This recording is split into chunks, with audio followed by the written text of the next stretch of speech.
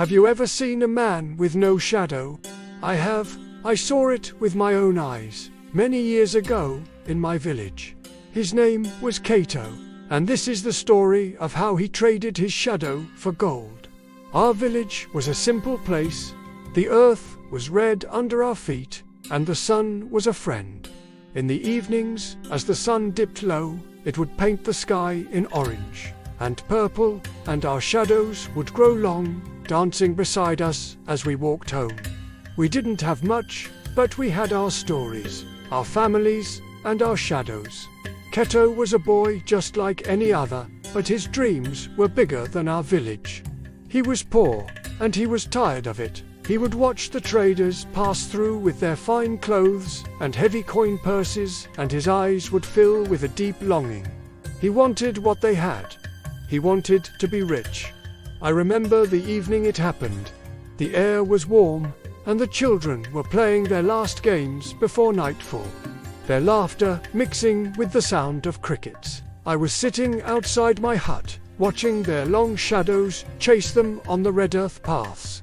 Then a man appeared. He was not from our village. He was tall and dressed in a way that seemed to swallow the fading light. We couldn't see his face clearly, but we could feel his strangeness. He walked directly to Cato, who had stopped playing to watch him. The other children ran, but Cato stood his ground. The man's voice was like the rustling of dry leaves. He offered Cato a deal. Riches beyond his wildest dreams, gold, jewels, a big house, everything he had ever wanted. "And what do you want from me?" Cato asked, his voice a small tremor in the quiet dusk. The man pointed a long finger at the ground beside Cato. "I want your shadow," he said. "It is useless to you. A flicker of darkness. Give it to me, and you will have everything." I wanted to shout, to tell Cato not to do it. A man's shadow is his companion. It is proof that he walks in the light. But the words stuck in my throat. Cato, dazzled by the promise of wealth, hesitated for only a moment. He looked at his long, faithful shadow, then at the stranger. He agreed. The man reached down, and it was as if he peeled Cato's shadow right off the ground. He folded it, tucked it away, and vanished as quickly as he had appeared. For a moment, nothing happened. Then, Cato looked down. Where his shadow should have been, there was nothing, just the red earth. The next day, Cato was rich. A grand house stood where his small hut had been. He wore the finest clothes and ate the richest foods. He had everything he had ever wished for, but he was not happy. A strange thing happened when Cato became rich. People started to avoid him. At first, they were just shy, but soon it turned to fear. When he walked through the village, there was an emptiness at his feet that felt wrong.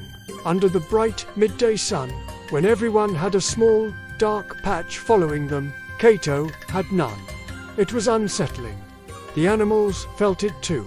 Birds would stop singing when he passed. The village dogs, who were friends to all, would tuck their tails and run from him. Without his shadow, he seemed incomplete, like a ghost walking in the daylight. I heard whispers that spirits were drawn to him, attracted to the void he left behind. He was no longer one of us. He was something other. The loneliness began to eat at him. His grand house was empty and silent. His gold coins could not buy him a friend. He realized the terrible mistake he had made. He had traded a part of himself, a part he never knew was valuable, for things that brought him no joy. He spent years searching for the strange man. He traveled to distant lands, offering his entire fortune to anyone who could help him get his shadow back. But the man was gone. He had vanished like the dusk he came from. Cato returned to the village, a wealthy but broken man. He lived the rest of his long life alone in his big house. He would often sit and watch the children play, his eyes filled with a sadness that never left. He would warn them, his voice heavy with regret, "Do not be like me. Some things are more valuable than gold. Some things have no price, and you must never, ever sell them. He taught us all a lesson. A lesson I am sharing with you now. Not everything that is valuable can be counted in coins. Thank you for listening to my story. If you want to hear more stories like this, please subscribe to our channel.